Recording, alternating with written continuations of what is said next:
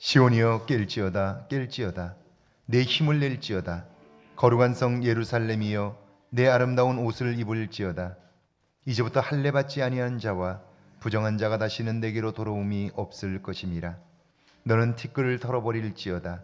예루살렘이여 일어나 앉을지어다. 사로잡힌 딸 시온이여 내 목의 줄을 스스로 풀지어다. 아멘. 주님, 이 사순절 기간에 저희들의 몸과 마음과 영혼을 하나님께 주목하게 하시고 우리의 삶에 묶여있는 것들로부터 자유하도록 우리를 준비케 하시니 감사합니다. 부활의 날에 우리가 온전히 주님을 경험하며 남은 삶을 주님과 동행하기를 원합니다. 십자가 없이 부활이 없듯 죽음 없이 영생이 없듯 우리의 삶에 고비가 있음을 기억하게 하시고 인생의 어려운 때일수록 우리 인생의 새로운 기회임을 깨닫는 은혜의 역사가 있게 하옵소서. 눈에 보이는 것이 전부가 아니라 보이지 않는 더 큰 세계가 있음을 알게 하셨으니 이제는 영이신 하나님을 찬송하며 예배하는 신령과 진정의 마음을 주옵소서. 우리의 능력을 과시하는 것이 아니라 위로부터 보여지는 하늘의 능력을 덧입어 사는 지혜가 우리에게 있게 하옵소서. 그리하여 깨어나게 하시고 하나님 앞에 온전히 세워지게 하옵소서. 성령 하나님, 이 시간 우리의 눈을 밝히사 우리의 예배를 받으시는 하나님을 배웁게 하시고 그 하나님께 신령과 진정으로 예배하게 하옵소서. 예수님의 이름으로 기원하옵나이다. 아멘. 찬송가 38장 하나님께 드립니다.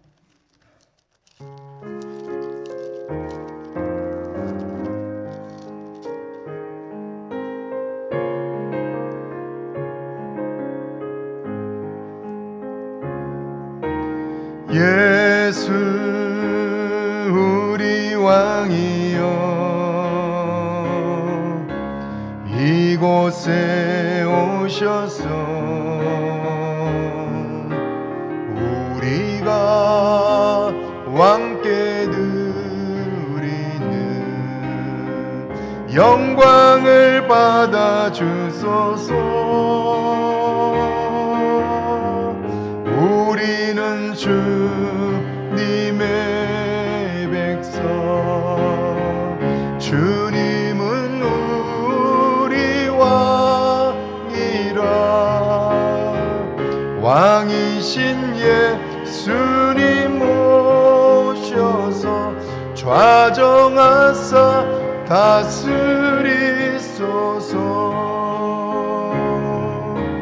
예수 우리 주시여 이곳에 오셔서 우리가 주께 드리는 찬양을 받아 주소서. 우리는 주님의 종들, 주님은 우리 주시라. 주 대신 예수님 오셔서 이 찬양을 받아 주소서. 아멘. 교동문 125번 사순절 두 번째 성식 교독합니다. 교동문 125번 사순절 두 번째 성식 교독합니다. 하나님이여 사슴이 시냇물을 찾기에 갈급함 같이 내 영혼이 하나님 곧 살아계시는 하나님을 갈망하나니 사람들이 종일 내게 하는 말이 내 하나님이 어디 있느냐 하오니 내 영혼아 내가 어찌하여 낙심하며 어찌하여 내 속에서 불안해하는가?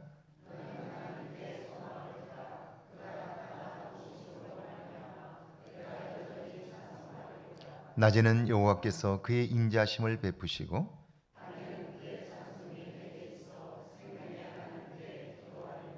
내 반석이신 하나님께 말하기를 어찌하여 나를 잊으셨나이까?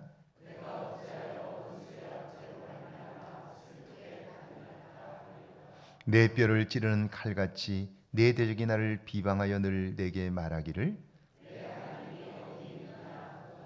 내 영혼아 내가 어찌하여 낙심하며 어찌하여 내 속에서 불안해하는가?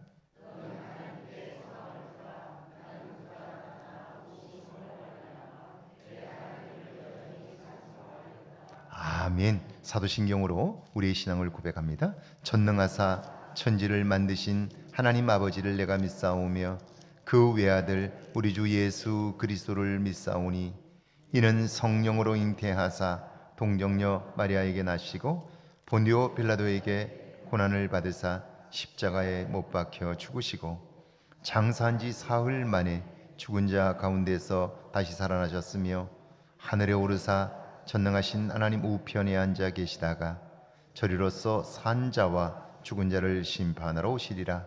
성령을 믿사오며 거룩한 공회와 성도가 서로 교통하는 것과 죄를 사하여 주시는 것과 몸이 다시 사는 것과 영원히 사는 것을 믿사옵나이다. 아멘. 자리에 앉으셔서 찬송가 149장 찬송 하나님께 드립니다.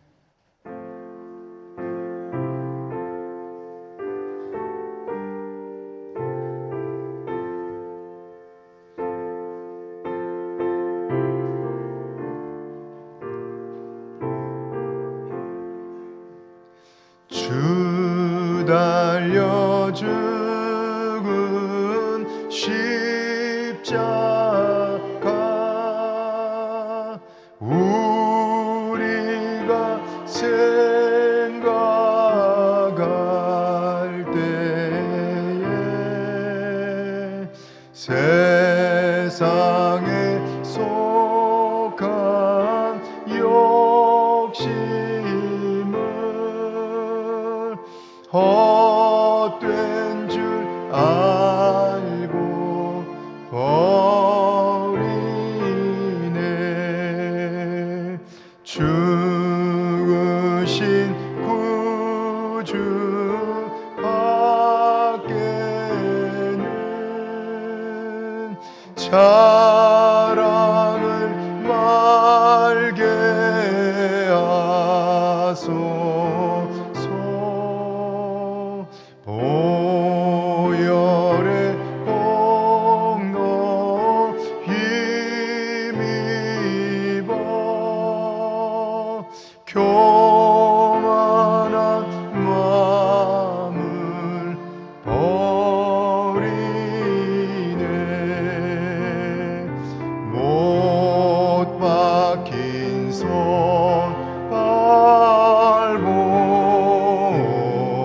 밟으니 큰 자비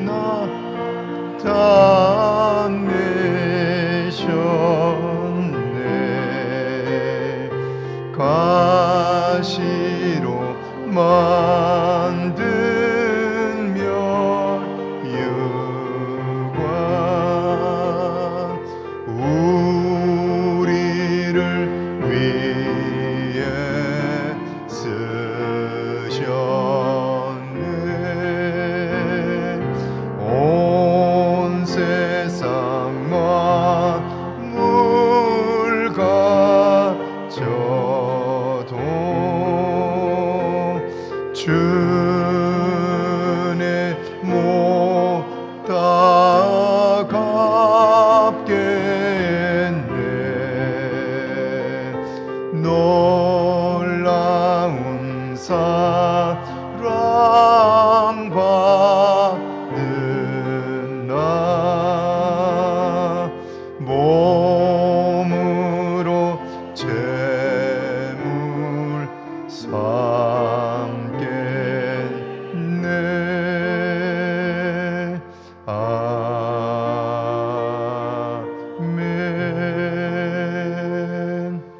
김채영 집사님 기도합니다.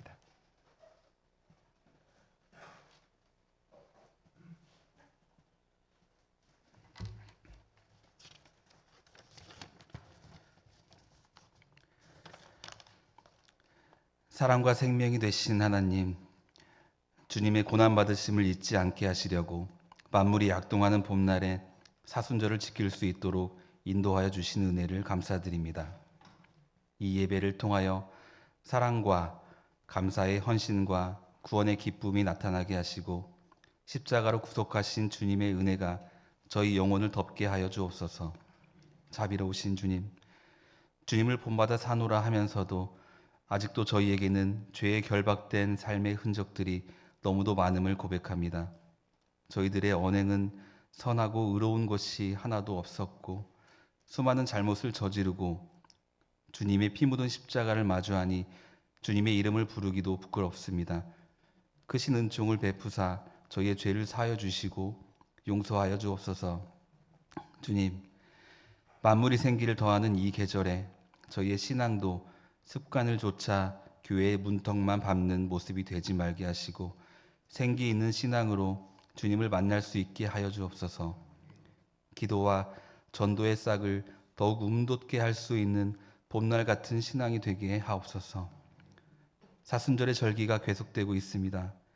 주님의 고난을 조용히 묵상하는 사순절의 절기에 주님께서 저희의 죄를 위하여 십자가의 고난을 당하시기 전 40일의 그 기간을 저희도 조금이라도 경험함으로써 부활의 아침을 기쁨과 승리로 맞이할 수 있게 하옵소서. 저희 모두가 이 기간에 주님의 흔적을 소유할 수 있는 은혜가 있게 하여 주옵소서. 주님처럼 사랑할 수 없는 사람도 사랑할 수 있게 하시고 원수도 용서할 수 있는 주님을 닮는 저희 모두가 될 수 있게 하여 주옵소서.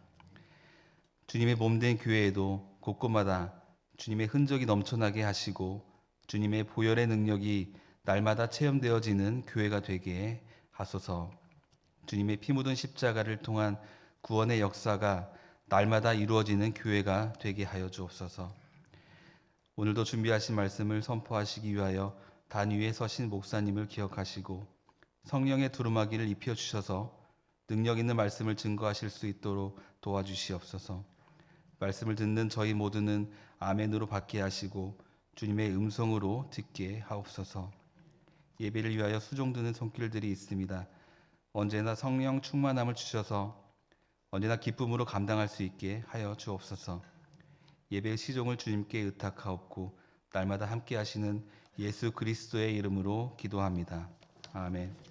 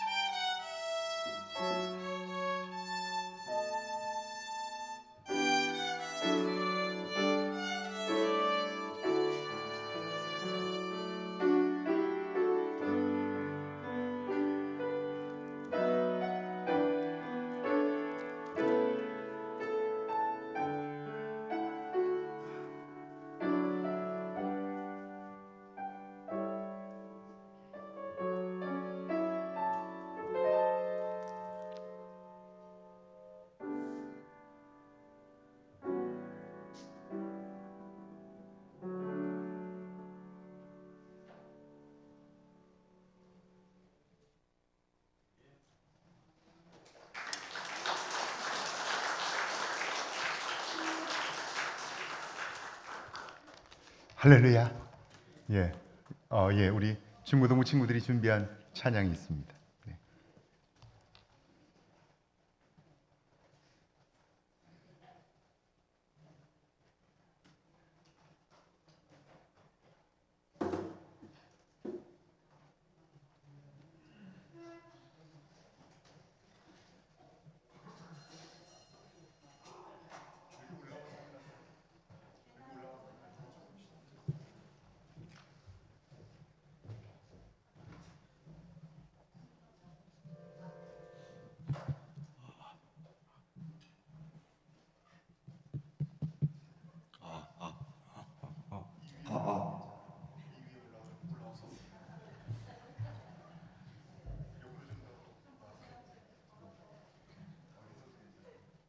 차렷 인사.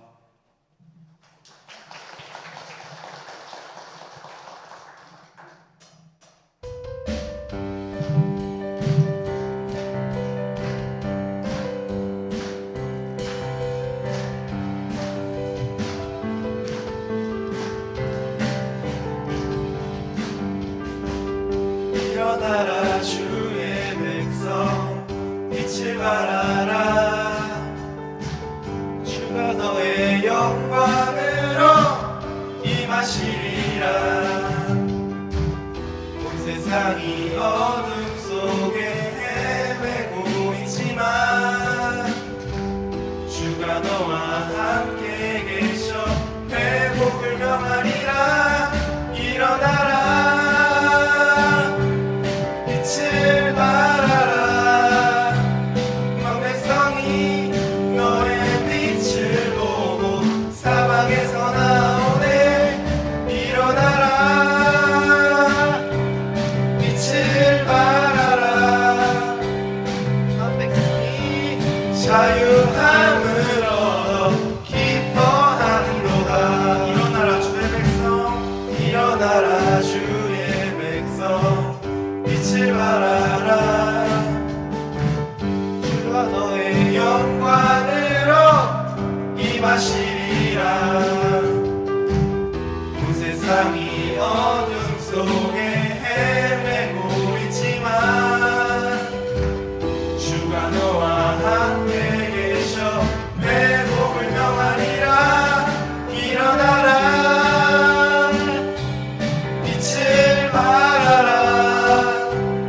온 백성이 너의 빛을 보고 사방에서 나오네. 일어나라 빛을 발하라. 온 백성이 자유함을 얻어 기뻐하는도다. 일어나라 빛을 발하라. 온 백성이 너의 빛을 보고 사방에서 나오네. 일어나라 빛을 발하라. 온 백성이 자유함을 얻어 기뻐하는도다. 차렷 인사.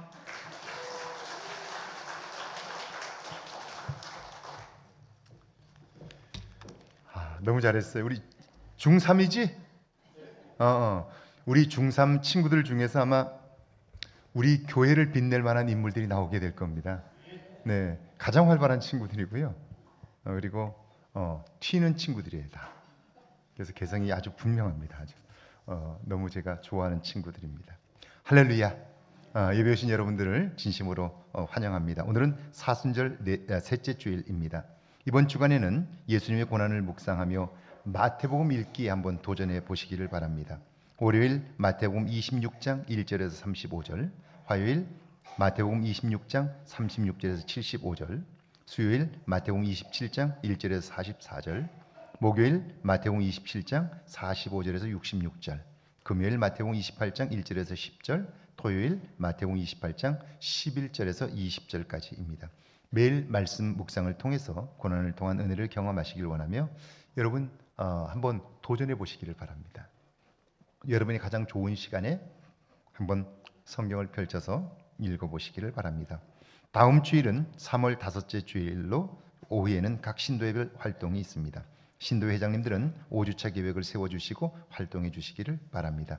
이번 주 수요일은 성령 집회로 모입니다. 기도와 찬양, 말씀을 통하여 성령 충만한 은혜를 경험할 수 있기를 바랍니다. 성령 집회에 참석하지 않으신 분들 한번 이번에 도전해 보시죠. 사순절 기간에 오셔서 한번 은혜를 같이 나눌 수 있기를 바랍니다. 이번 주 대신방 계획 여러분 참조해 주시고, 혹시 개별 신방을 원하시는 분이나 사업체 신방이 필요하신 분들은 정영민 목사님과 상의해 주시길 바랍니다. 오늘 우리 일부 찬양을 준비해 준 H 챔버 오케스트라와 청소년부 친구들 진심으로 감사하고, 다시 한번 우리 박수 한번 할까요? 고맙습니다. 네, 여기에 서기 위해서 정말 많은 시간을 연습했을 텐데요. 우리 그것을 보며 함께 기도해 주시기를 바랍니다. 부활절 세례자 교육이 오늘 12시 40분 교육관 3층 청년부실에서 있습니다. 이번 주 토요일 정기 당회가 당회실에서 있습니다. 빈내리교회 담임 목사 취임 및 원로 목사 추대식이 오후 3시 빈내리교회에서 있습니다. 익산로의 3시차례 이번 주 화요일 11시 저희 교회에서 있습니다. 이번 주 생일 맞으신 분들입니다. 이승민 집사님, 권하우 권사님, 양순자 권사님, 진봉원 집사님, 이선정 집사님, 이화자 권사님입니다. 축하의 박수 할까요? 고맙습니다. 우리 찬송가 454장 부르면서 준비하신 예물 봉헌합니다.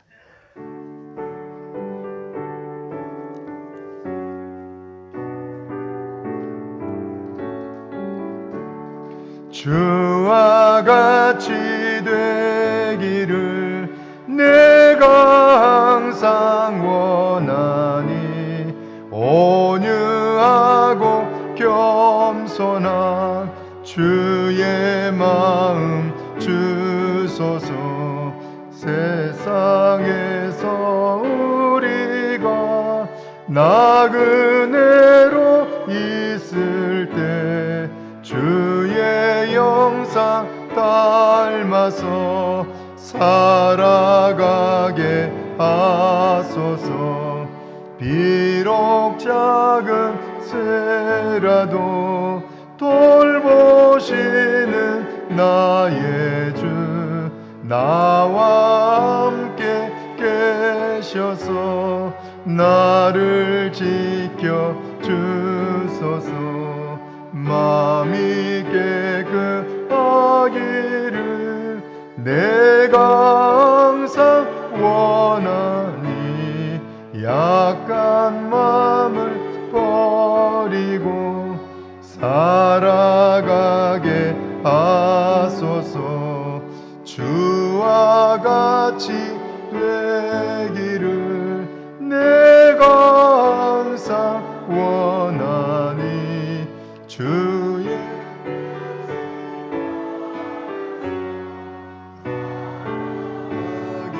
하소서.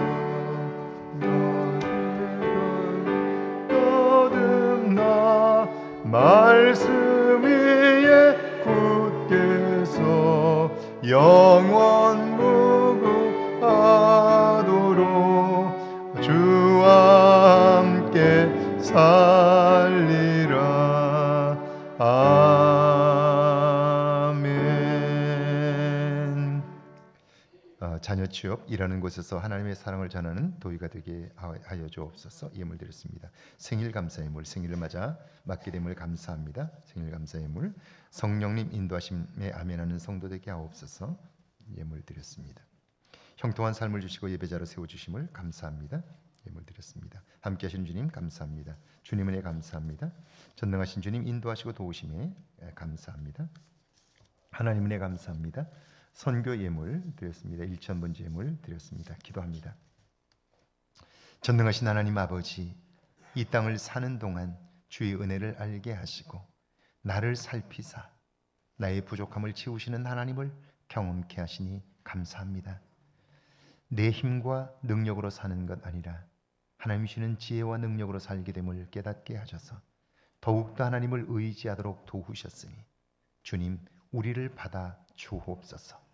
날마다 우리의 성품이 새로워지게 하시고 주님을 향한 믿음이 성장하게 하셔서 믿음의 크고 놀라운 세계를 경험하는 저희들 모두 되게 하옵소서.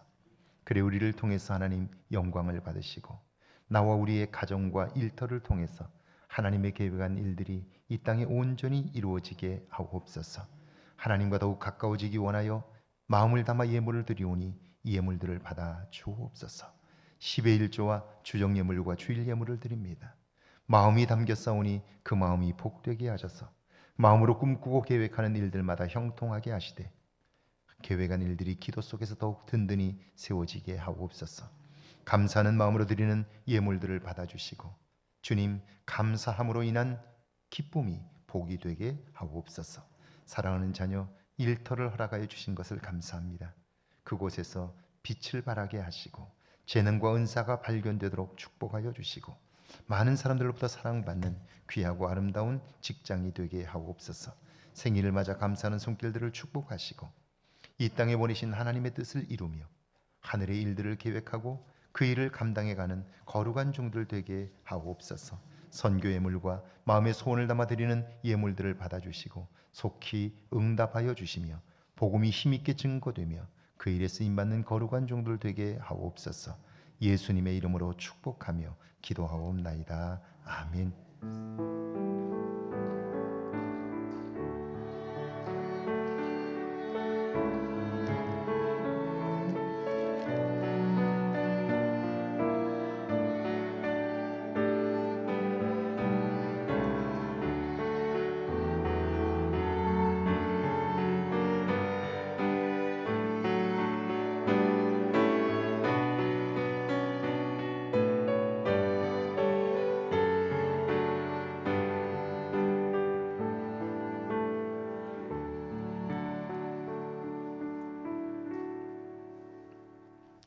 오늘 저에게 주시는 하나님의 말씀은 창세기 4장 1절에서 7절까지 말씀입니다.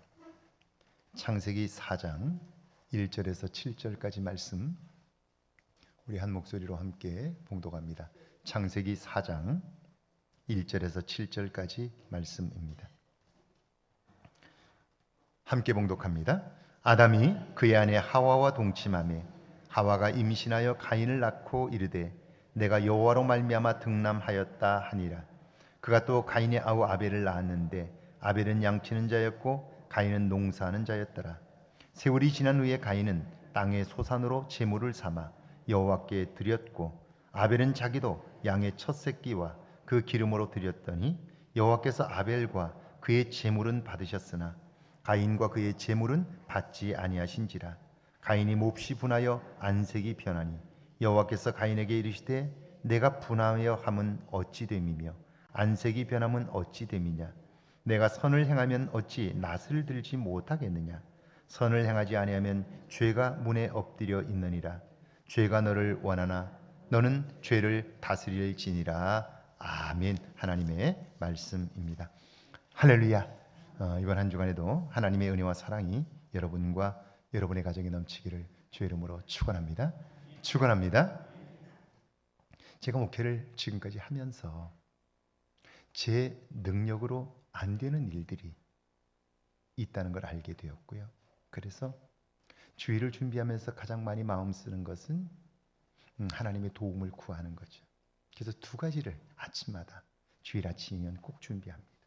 하나는 하나님께서 은혜를 주셔서 예배에 참석하는 모든 분들이 꼭 필요한 말씀들을 받을 수 있도록 하나님이 받으시는 예배를 드릴 수 있도록 기도하는 것이고요. 또 하나는 제가 여러분들에게 가장 좋은 컨디션으로 그리고 가장 영적으로 충만한 상태에서 여러분에게 설교할 수 있도록 제 마음을 새롭게 하는 거예요. 그래서 제가 할 수 있는 방법은 아침에 일어나면 예배를 위해서 기도하는 것과 그리고 예배에 나오기 전에 좋은 음악을 듣는 거예요. 그래서 제 마음이 충만해지도록 그리고 강단에 서기를 원해서 제가 할 수 있는 일이 이게 전부라고 구하고 나오면서 계속해서 하나님 도와주세요 라고 하나님께 도움을 요청하며 이 자리에 서요. 오늘 노래를 몇 곡 들었는데 그 중에 하나는 Amazing Grace, 놀라우신 하나님의 은혜에 대한 찬송을 들었고요. 또 하나는 Hard to say I'm sorry, 미안하다고 말하는 일이 참 어려워요 라고 하는 제목의 노래였어요. 여러분, 살면서 누군가에게 사랑한다는 말보다 여보 미안해, 집사님 미안해요, 내가 더 관심 못 가져서, 여러분 이렇게 말하면 사람의 마음을 얻을 수 있어요. Hard to say I'm sorry, 미안하다고 말하는 게 어려워요라는 이 노랫말을 보면요, 이게 어렵지만 미안해요라고 말을 하면요, 그러면 그 상대방은요 놀랍게 이렇게 반응해요.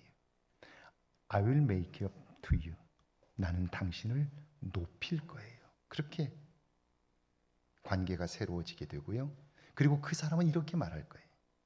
I promise to, 나는 당신과 약속할 건데 그것은 바로 당신이 기적의 주인공이 될 거라고요. 여러분, 미안하다는 말 한마디가 상대방을 세워지게 할 거고요, 세워진 그 사람은 나를 향해서 당신은 기적의 주인공이 될 거라고 말하는 거예요. 이게 신비한 관계예요. 자, 그런데 우리는 노래 제목처럼 Hard to say I'm sorry, 미안하다는 말하기가 참 어려워요. 그 사람이 틀렸다고 말하는 건 생각하지 않아도 금방해요. 그런데 내가 미안하다고 말하는 건 정말 어려운데요, 여러분 한번 해보세요. 하면요, 관계는 새로워지게 되고요, 그리고 그 사람이 나를 세워주게 될 거예요. 그리고 그 사람 때문에 내 인생이 기적의 주인공이 되는 거라고요. 이런 은혜가 이번 한 주간 여러분의 삶에 있기를 주의 이름으로 축원합니다. 제가 세계적인 바이올리니스트 박지혜 씨의 사진을 몇 장 보여드릴 텐데요, 여러분은 이 사진들을 볼 때에 어떤 생각이 드실까요? 첫 번째 사진은요, 박지혜 씨가 세종문화회관에서 공연하는 사진입니다. 그녀가 전 세계를 다니며 공연할 때마다 공연장은 항상 관객들로 가득 찹니다. 사람들은 그의 움직임에 숨죽이고요, 그의 연주에 감탄합니다. 곡 하나하나가 끝날 때마다 그들은 환호와 박수, 갈채를 보냅니다. 그녀의 뒤편엔 항상 100여 명이 넘는 연주자들이 있었지만 그녀가 단연 주인공이지요. 성공적이고 화려한 그녀의 모습을 보면서 여러분은 무엇을 느끼십니까? 두 번째 사진은요, 세계적인 강연이지요. 전 세계 각 분야에서 최고로 성공한 사람들만이 설 수 있다는 테드 무대에서 자신의 삶과 연주를 들려준 사진입니다. 강연 이후의 댓글을 보면 이 강연을 통해 전 세계 사람들이 엄청난 감동과 치유를 경험했다고 고백합니다. 강력한 영향력을 가진 그녀를 보면서 여러분 어떤 생각이 드십니까? 세 번째 사진은요, 그녀는 단지 바이올린을 연주하는 연주자로 머물러 있지 않습니다. 첨단 AI와 영상 기술을 이용해서 관객이 원할 때 편리하게 최고의 음악을 접할 수 있도록 벤처 기업을 설립했습니다. 아마도 그녀의 이런 노력은 음악의 또 다른 혁신을 가져올 것입니다. 자신이 이룬 성공에만 안주하지 않고 새로운 무대에 도전하는 그녀를 보면서 여러분은 어떤 생각이 드십니까? 대체로 사람들은 성공한 그녀를 보면서 저런 사람은 무슨 걱정이 있을까? 그렇게 생각하지요. 그런데 그렇지 않습니다. 그녀는 그 자리에 서기까지 보통 사람은 고민하지 않아도 되는 문제들과 씨름해 왔습니다. 어린 시절 독일로 유학 간 그녀는요, 지독한 연습벌레였습니다. 하루에 16시간 동안 꼬박 연습하지 않으면 죄책감에 시달릴 정도였습니다. 여러분, 연습한다고 실력이 마음 먹은 만큼 늘어날까요? 그렇지 않습니다. 그러니까 어때요? 나의 기대치는 이만큼 높은데 아무리 연습을 해도 노력을 해도 거기에 도달하지 못하면 어때요? 실망하죠. 결국 마음에 병이 생겼습니다. 우울증을 앓게 되고요, 그때마다 죽고 싶은 강력한 유혹을 경험합니다. 그럼에도 독일에서 나름 성공적인 삶을 이루었습니다. 독일 총연방 청소년 콩쿠르에서 2차례나 우승을 합니다. 독일 마인츠 음대에 최연소로 입학했고요. 이름이 알려지면서 단독 공연을 할 때마다 전회 매진을 기록합니다. 바이올린 천재로 소문났고요. 독일 정부로부터 세계 3대 명기로 꼽히는 1735년산 바이올린 페트루스 과르닐이 최근에 180억에 판매된 악기를 무상으로 대여받아 사용합니다. 그런데 그때 그녀는 정체성의 혼란을 겪습니다. 독일에서 활동을 하고 사람들로부터 찬사를 받지만 그는 독일 사람이 아닙니다. 한국 사람이잖아요. 그러니까 내가 누구인가 엄청난 갈등을 겪으면서 삶에 대한 회의감을 가집니다. 게다가 연주는 창작입니다. 그저 악보대로 연주하는 것이 아니라 자신만의 곡 해석이 필요합니다. 창조적인 곡 해석은요, 마치 글을 쓰는 것처럼 고통스럽습니다. 여러분, 그녀는 이런 고통의 순간들을 어떻게 견뎌냈을까요? 단지 견뎌내는 차원이 아니라 그것을 넘어서서 사람들에게 감동을 주는 연주자로 우뚝 서게 되었는데 그 비결이 뭘까요? 그녀는 자신의 신앙 간증을 통해서 이렇게 말합니다. 수많은 고통의 터널을 지날 때마다 엄마가 항상 제 곁에 계셨습니다. 엄마는 저를 위해 울며 기도하셨고 찬양을 부르셨습니다. 엄마의 눈물 흘린 찬양이 제 마음에 꽂혔고 그러자 그 어떤 것으로도 고쳐지지 않던 제 마음의 병이 사라졌습니다. 그래서 다시 바이올린을 잡을 수 있었다고 하면서 그녀는요, 지금까지 자기의 삶을 한 장의 사진으로 보여줍니다. 바로 이 사진입니다. 오늘의 경지에 이르기까지 연습하느라 뭉개진 자신의 손가락입니다. 제가 이 사진을 보는 순간 정말 굉장히 큰 감동을 받게 되었는데 그때 들었던 생각은요, 이것은 바이올린을 연습하다가 생긴 상처가 아닙니다. 매 순간 자기를 파괴하려고 하는, 그리고 여기서 멈추라고, 그만하라고 자기를 충동하는 그 사악한 존재와의 싸움에서 승리한 흔적입니다. 그러니까 그의 삶이 위대한 거죠. 오늘의 본문 창세기 4장 1절인데 같이 한번 읽어볼까요? 4장 1절입니다. 아담이 그의 아내 하와와 동침하며 하와가 임신하여 가인을 낳고 이르되 내가 여호와로 말미암아 등남하였다 하니라. 죄를 범함으로 에덴 동산에서 쫓겨난 아담과 하와, 하나님은 그럼에도 그들 가정에 아들을 주셨습니다. 그들은 그 아들을 안고는 하나님이 이 아들을 주셨다고 기뻐합니다. 가인의 아우 아벨을 주셨을 때에도 그랬습니다. 그런데 여러분 아세요? 하나님이 나의 필요를 채워주시는 것과 그것이 복이 되는 것은 차원이 다른 겁니다. 창세기 16장에 보면 아브라함의 가정에 자녀가 없습니다.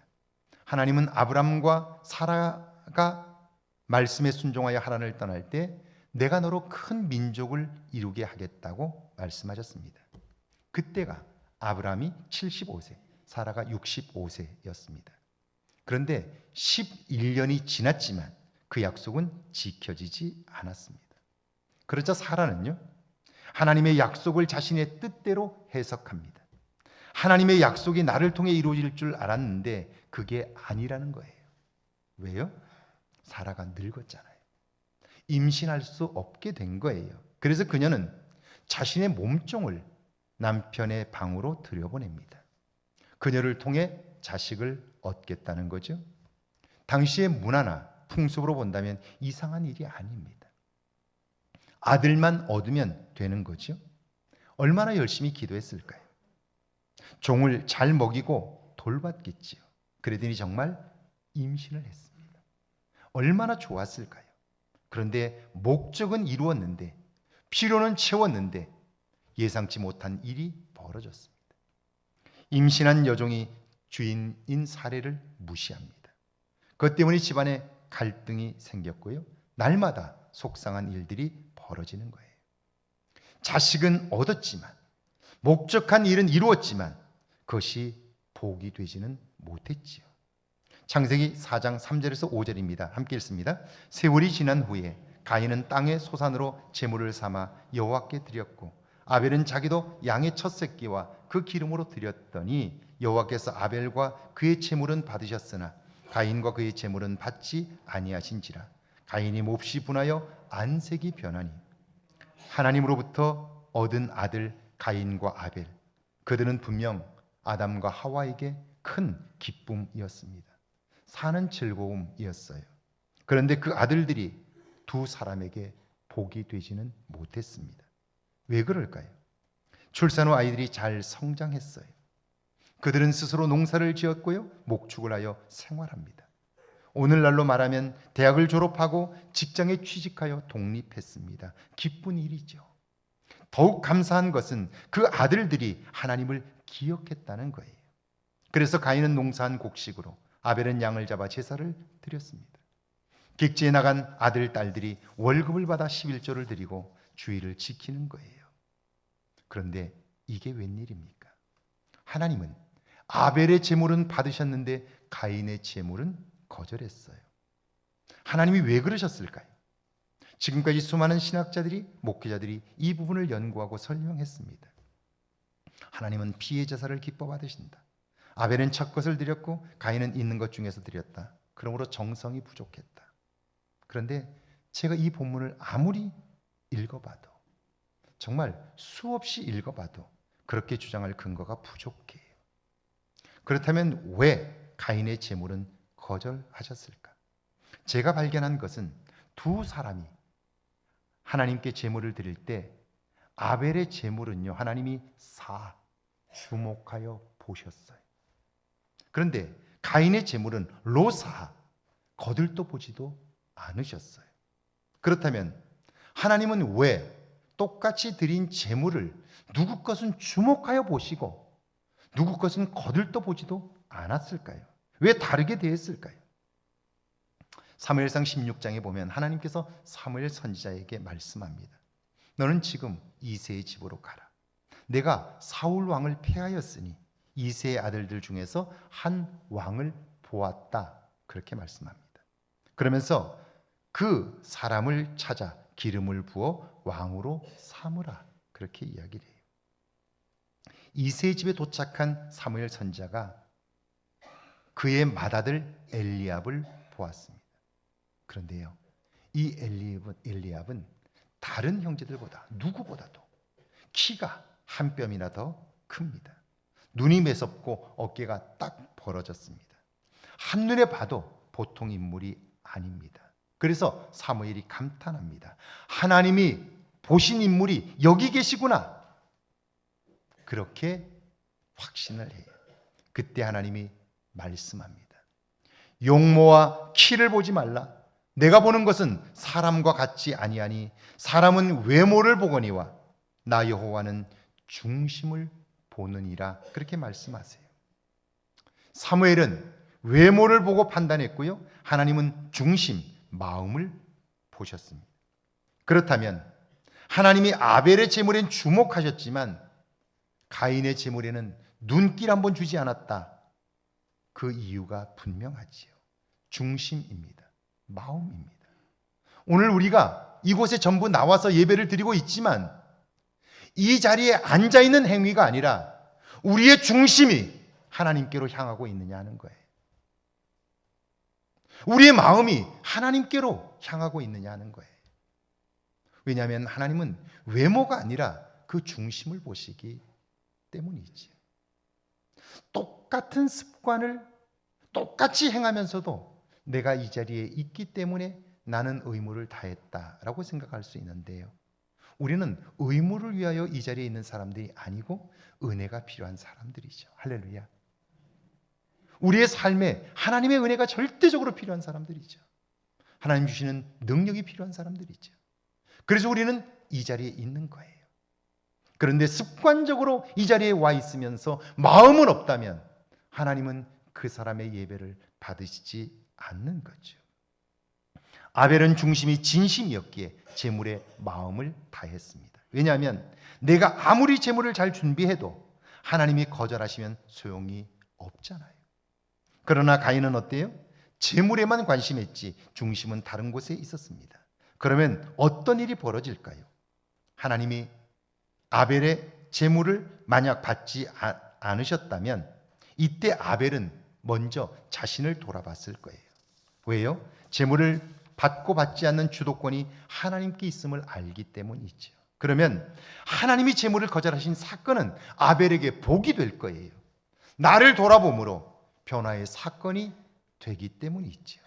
자신을 돌아보아 깨달음이 크고요. 그래서 하나님과 더욱 가까워지는 기회가 되기 때문에 제물을 받지 않으신 그 사건이 화를 낼 사건이 아니라 나를 성장시키는 계기가 되는 거죠.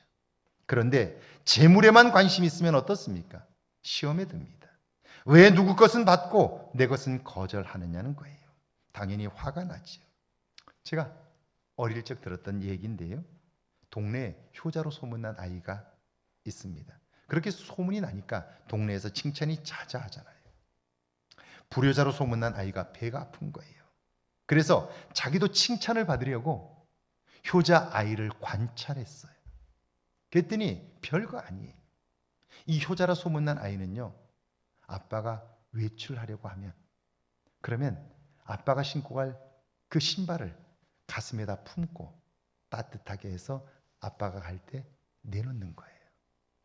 그리고 아버지가 저녁에 주무시러 이불 속에 들어갈 때 처음에 이불에 들어가면 차갑잖아요. 그러니까 이 효자 아들은 그 이불 속에 알몸으로 들어가서 그 이불을 데우는 거예요. 데피는 거예요. 그래서 아버지가 들어오면 차가운 기운 없이 따뜻하게 주무실 수 있도록 그렇게 하는 거예요. 이 불효자 아들이 별거 아니네. 그리고요, 흉내를 내기 시작해요. 아버지가 외출한다고 할 때 그 신발을 품에 안고 그리고 데피는 거예요. 근데 자기 관심이 크기 때문에 친구들하고 놀다가 아버지가 외출할 때 신발도 못 신고 가지도 못하게 만들어요. 아버지가 저녁 자리에 주무시려고 들어가기 전에 저희가 알몸으로 들어갔어요. 근데 조금 있다 보니까 따뜻해져서 거기서 늘어지게 잤어요. 아버지는 잘 곳이 없어서 운목에서 혼자 추운 데서 주무셨어요. 자, 행위는 비슷하지만 전혀 다르죠. 왜 그래요? 중심이 다른 곳에 있기 때문이죠. 여러분, 행동은 비슷하지만 내용은 완전히 다른 거예요. 그런데 본인은 모릅니다. 가인이 몹시 분하여 안색이 변하니 하나님, 무엇이 부족했나요? 제가 고쳐야 할 것은 무엇인가요? 이렇게 물었다면 하나님은 친절히 가르쳐 주셨을 거예요. 그런데 내가 옳다고 생각하는 사람은, 눈에 보이는 것으로만 판단하는 사람은요, 자기를 보지 못하기 때문에 화가 납니다. 감정에 맡기게 되는데 그러면 위험해집니다. 창세기 4장 6절과 7절입니다. 같이 한번 읽어볼까요?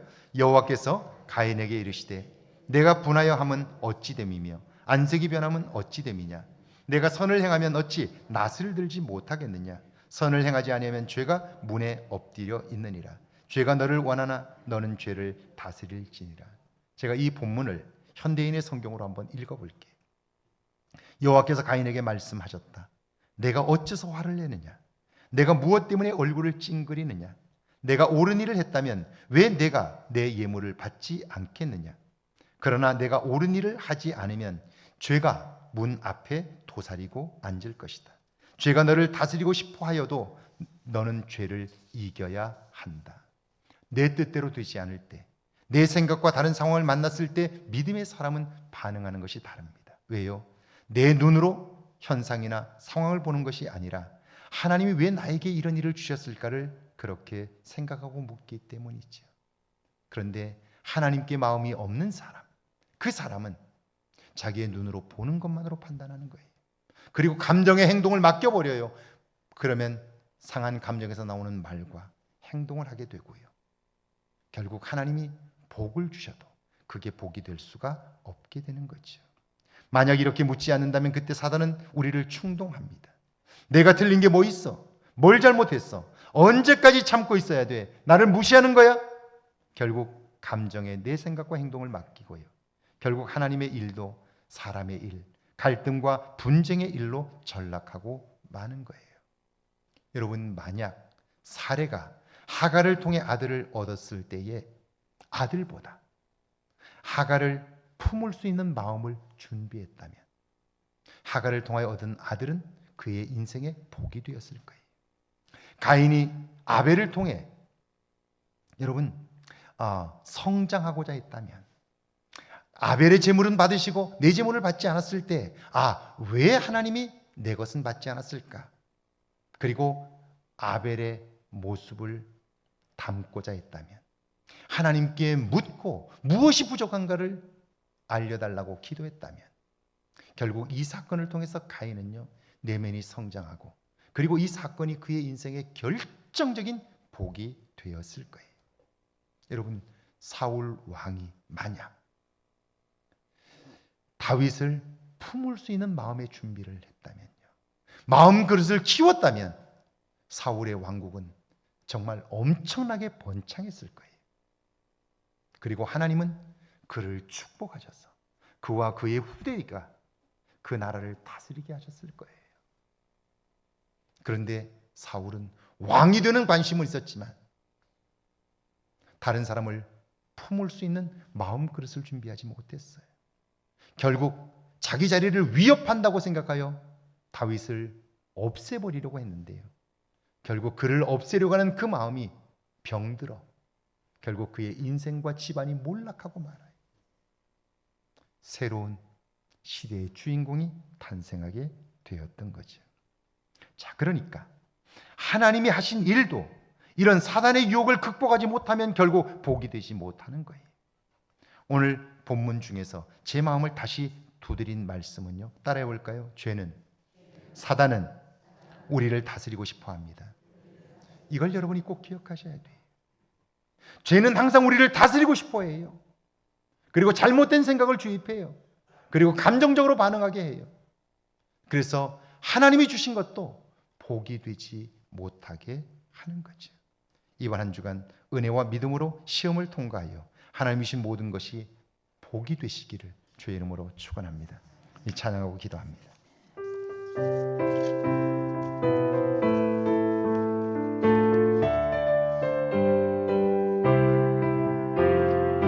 나는 죽고 주가 살고 나는 없고 주만 있으며 이 땅에서 하나님의 아름다운 나라 이루리. 내 안에서 내가 산다면 육체의 열매 맺으며 내 안에서 주가 산다면 성령의 열매를 맺으리. 나는 죽고 주가 살고 나는 없고 주만 있으며 이 땅에서 하나님의 아름다운 나라 이루. 내 안에서 내가 산다면 내 안에서 내가 산다면 육체의 열매 맺으며 내 안에서 주가 산다면 내 안에서 주가 산다면 성령의 열매를 맺으리. 나는 죽고 주가 살고 나는 없고 주만 있으면 이 땅에서 하나님의 아름다운 나라 이루리. 우리 시간 함께 기도하길 원합니다. 여러분, 지금까지 여러분은 어떻게 사셨습니까?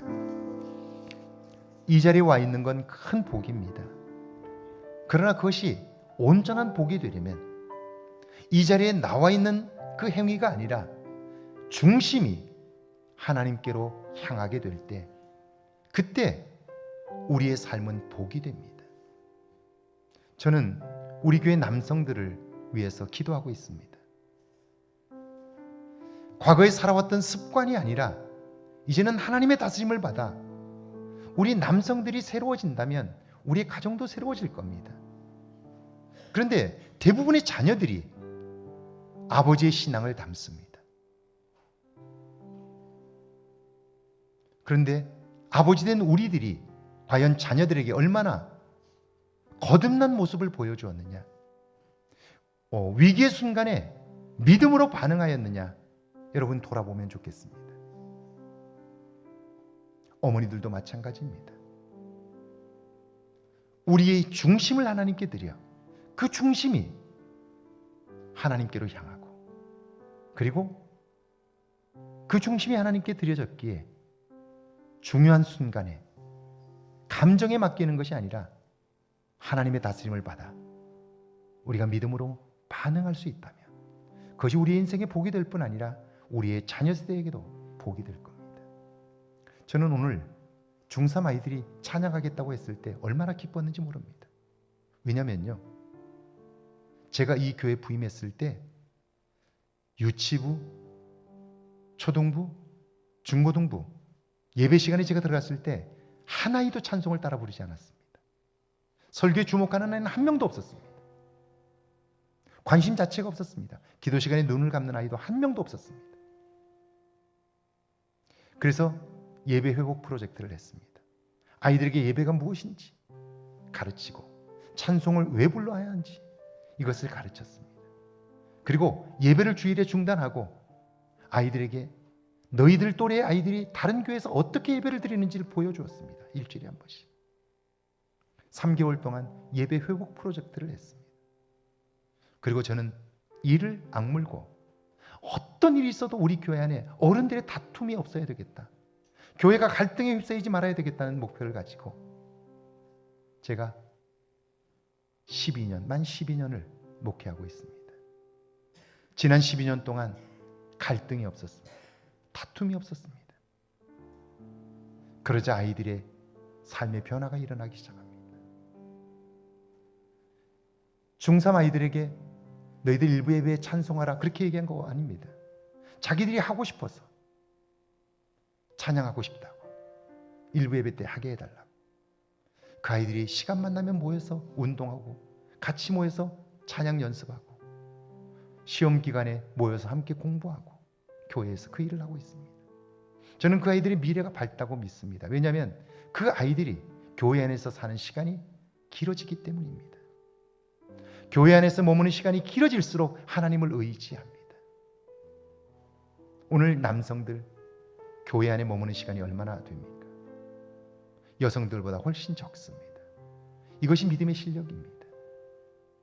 그러면 결국 하나님이 우리에게 좋은 것을 주셔도 기뻐는 하지만, 즐거워는 하지만 그게 복이 되지는 못합니다. 오늘 여러분의 삶은 어떻습니까? 나는 죽고 주가 살 때 우리의 인생이 새로워집니다. 오늘 말씀을 기억하면서 한번 같이 기도할 수 있으면 좋겠습니다. 이 사순절에 함께 나를 돌아볼 수 있게 해달라고요. 내 마음이 하나님께로 향하고 있는지 보게 해달라고요. 함께 기도합니다. 하나님 아버지,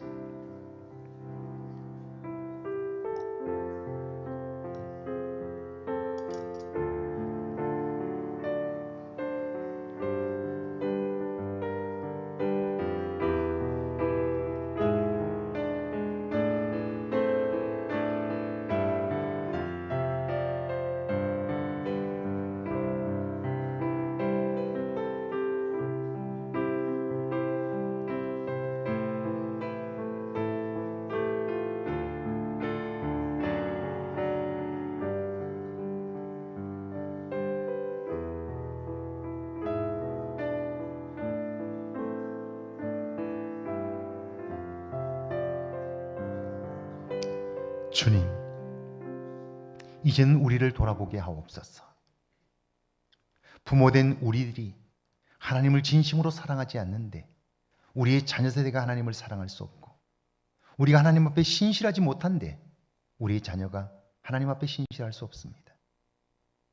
내가 교회에 머무는 시간이 적은데 자녀들이 인생의 위기의 시간에 하나님께 나와 의지할 가능성 없습니다. 하나님은 우리 인생 가운데 필요한 것들을 공급해 주셨지만 그게 복이 되지 못했던 날들을 기억합니다. 이제는 돌이켜보게 하시고 우리의 인생이 과연 하나님의 손에 붙들려졌는가를 보게 하옵소서. 걱정은 밤새도록 하면서도 기도하지 못하는 우리의 모습을 발견하게 하셔서 이번 사순절에 우리 자신이 하나님과의 관계를 회복하고 은혜 안에 살아 우리에게 주어진 모든 것이 복이 되게 하시고 그 복이 자녀들에게 전해질 수 있도록 주여 도와주옵소서. 이번 한 주간 나를 돌아보게 하옵소서. 그리고 나의 중심이 하나님께 있는가를 살피게 하셔서 주님과 새로운 관계를 이루는 축복의 사순절기가 되게 하옵소서. 지금은 우리 주 예수 그리스도의 은혜와 하나님의 놀라우신 사랑하심과 성령의 도우시고 함께 하시는 은총의 역사가 죄가 우리를 늘 넘어뜨리려고 한다는 사실을 인식하고 그 죄의 유혹을 극복함으로 이제 하나님 주신 모든 것이 복이 되는 능력 안에 살기를 다짐하는 주의 모든 백성들과 가정과 일터와 우리의 교회 위에 우리가 사는 이곳 아름다운 익산과 이 땅과 온 세계 위에 이제로부터 영원토록 함께 계실지어다. 아멘.